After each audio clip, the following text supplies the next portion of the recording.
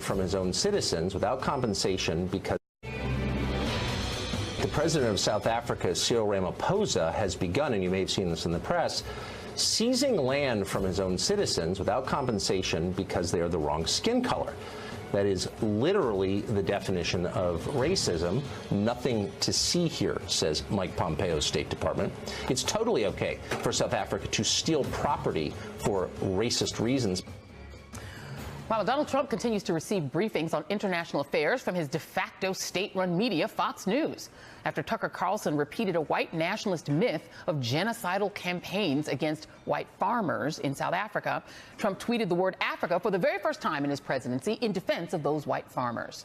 Trump tagged both Carlson and Fox News in a tweet that asked his Secretary of State to, quote, closely study the South Africa land and farm seizures and the large-scale killings of farmers.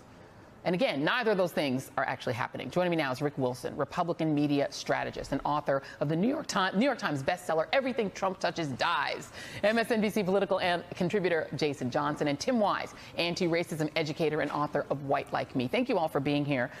Tim, I have to tell you, it was shocking to hear Tucker Carlson go off on this sort of tirade, this sort of, that is kind of the basis of the white genocide hashtag about South Africa, supposedly this genocide against white farmers.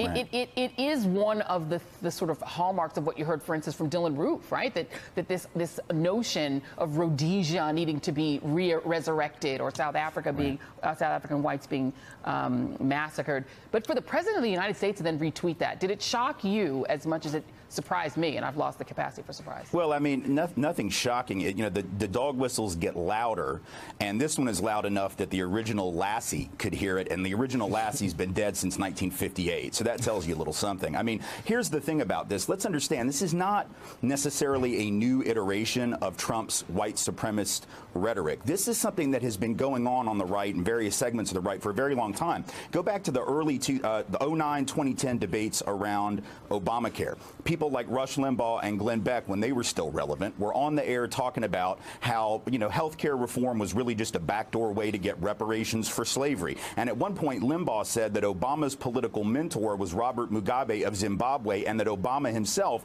was likely to start confiscating white farms here in America. So this is part of a long-standing tradition whereby right-wing folk, in this case Trump, is trying to glom on to what Jody David Armour at USC Law School calls negrophobia, the fear of black and brown folks paying back white people for the history of racism. So ultimately, I don't see this tweet as being about South Africa at all. I think it is a way to try to scare white Americans, not of black South Africans, about whom they don't think very much, but of black people here in this country. It's all part of a larger political process. But Rick Wilson, there's always been a fringe. There is a fringe. It just is part of, life on the planet. But that kind of talk about, hashtag white genocide used to be 4chan stuff. It used to be on the, in the fever swamps. The idea that it's on the most popular media outlet of conservatives and of rank and file Republicans, and then coming out of the official Twitter account of the President of the United States, that is actually a change, no? Look, this is a president who appeared on InfoWars. And, you've got idiots like Breitbart and Gateway Pundit credentialed with White House press credentials. So they not only want this sort of crazed conspiracy stuff out there, they welcome it. They're a part of it. They promote it every day. This is a president who had a guy who was a QAnon conspiracy theorist in the Oval Office for a picture 2 days ago. It doesn't surprise me. Like you said, we've sort of lost the capacity for shock. But in this particular case, the dog whistling is as loud as an air raid siren on this one. And it sort of, one person speculated the other day that this is Donald Trump preparing for some real trouble and wanting to keep the hardest the hardcore of his base. And those are the guys that, like the pointy white hat crowd. Yeah. And I, just to get some truth into the matter, Patrick Gaspard, who's the former U.S. ambassador to South Africa under President Obama, on Thursday tweeted, the president of the U.S. needs political distractions, to Rick Wilson's point, to turn our gaze away from his criminal cabal. And so he's attacking South Africa with the disproven racial myth of large-scale killings of farmers. This man has never visited the continent and has no discernible Africa policy. The official South African government tweeted, South Africa Africa totally rejects the narrow perception which only seeks to divide our nation and reminds us all of our colonial past. We should point out that white residents, who are about 8% of the population, own 70% of the private farmland. And, you know, Jason, let me edit myself here because I'm saying it's something new. It used to be actually that, you know, white nationalism was quite open, right? That there was no reason to hide it. You could join a white citizens council. You could be a member of the Klan and be mayor or governor. It didn't really matter. There was a time in our history when that was normalized. So it is wrong to say that it's something new. It's something new in the modern era, however, for a president to speak or tweet this way. Right. This has pushed things to a new level. I always talk about the fact that, like, George Bush didn't propose a Muslim ban after 9/11, but this president did, right? Like Trump's racism is a brand new extra hot sauce version of the bigotry that black people have been warning white America about for 100 years, and no one was listening to us.